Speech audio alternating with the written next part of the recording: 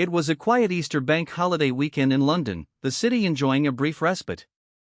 But deep beneath the bustling streets, in the heart of the capital's most prestigious jewelry quarter, a plan of audacious scale was unfolding. This wasn't some Hollywood fantasy, but a real-life heist so brazen, so meticulously planned, and so shocking in its execution, that it would forever etch itself into the annals of criminal history. It was a crime committed not by young agile masterminds, but by a crew whose combined age neared 3 centuries.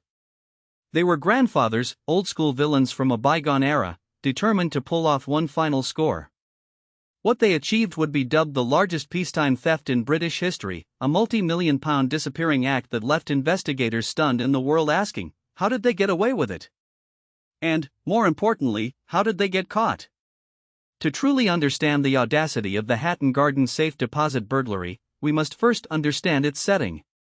Hatton Garden has long been synonymous with glittering wealth. For centuries, it has been the epicenter of London's diamond and jewellery trade, a district where millions of pounds worth of precious stones and metals pass hands daily. Naturally, such a concentration of wealth necessitates robust security, and the Hatton Garden Safe Deposit Ltd building was perceived as an impenetrable fortress.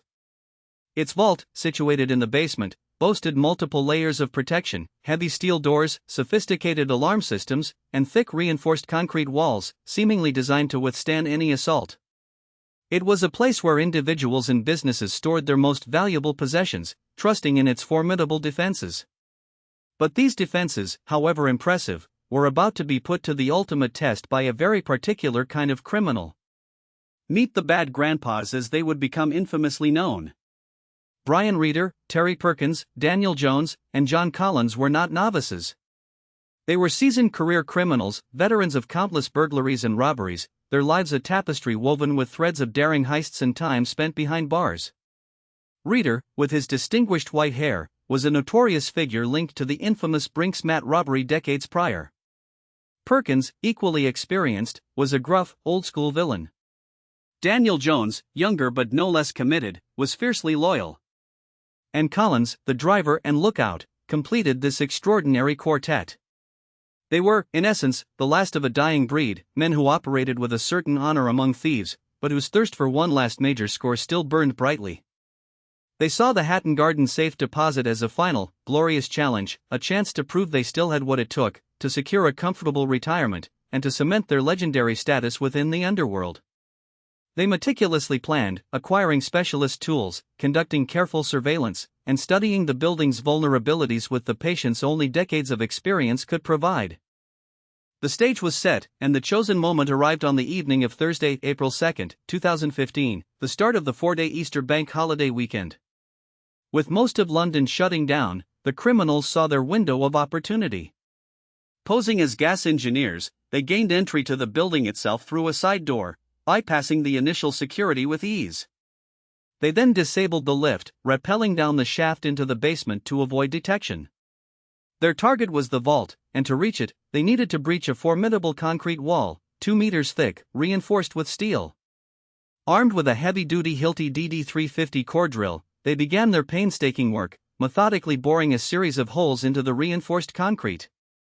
The hours ticked by, the rhythmic grind of the drill echoing through the silent basement. They were making progress, chipping away at the seemingly impregnable barrier. But then, as dawn approached on Good Friday, disaster struck.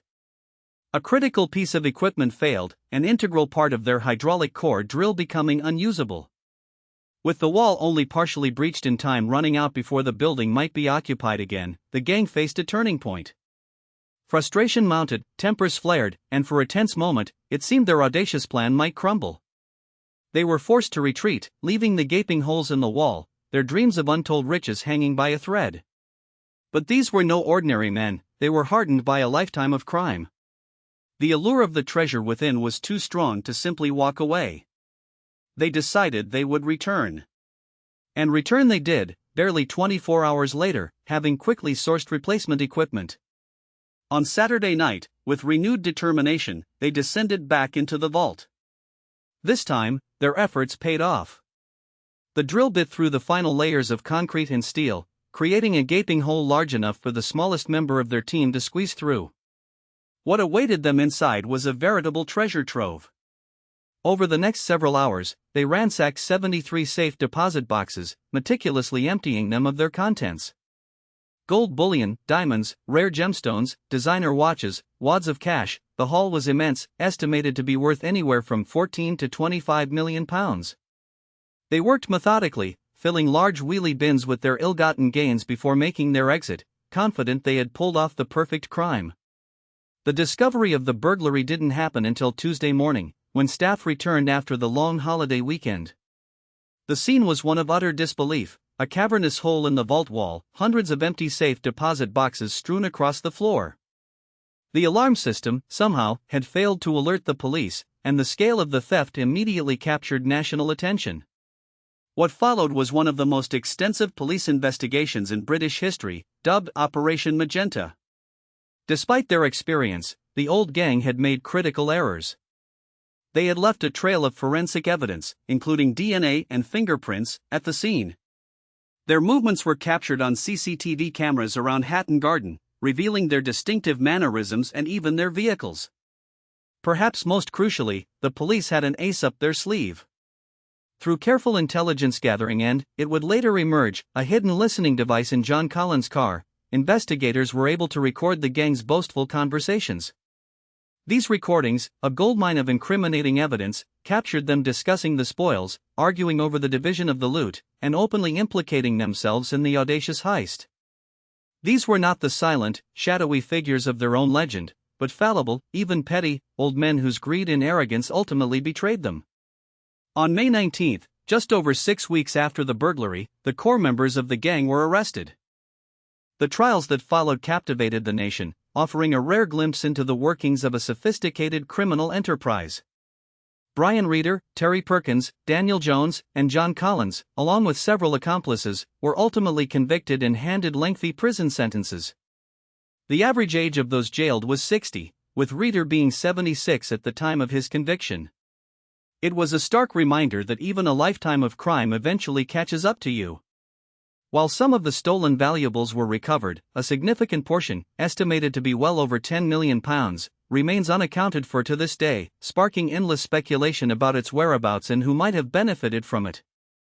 For the hundreds of victims, many of whom were small businesses or individuals who had lost irreplaceable family heirlooms, the impact went far beyond monetary value. It was a profound violation of trust and a loss of items with deep sentimental worth. The Hatton Garden burglary serves as a compelling case study, not only in the evolution of criminal investigation but also in the enduring human fascination with audacious heists. It shattered the illusion of invulnerability for even the most supposedly secure institutions and highlighted the persistent dangers of an aging security infrastructure. But perhaps its greatest legacy is the powerful lesson it offers, that no matter how cunning or experienced, arrogance and greed, combined with a few crucial mistakes, will ultimately lead even the most legendary criminals to their downfall. So, what do you think was the biggest mistake the Hatton Garden gang made?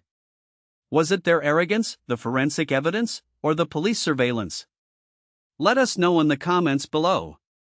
If you found this dive into criminal history as fascinating as we did, please hit the like button, subscribe to our channel for more true crime stories, and don't forget to ring the notification bell so you never miss an upload.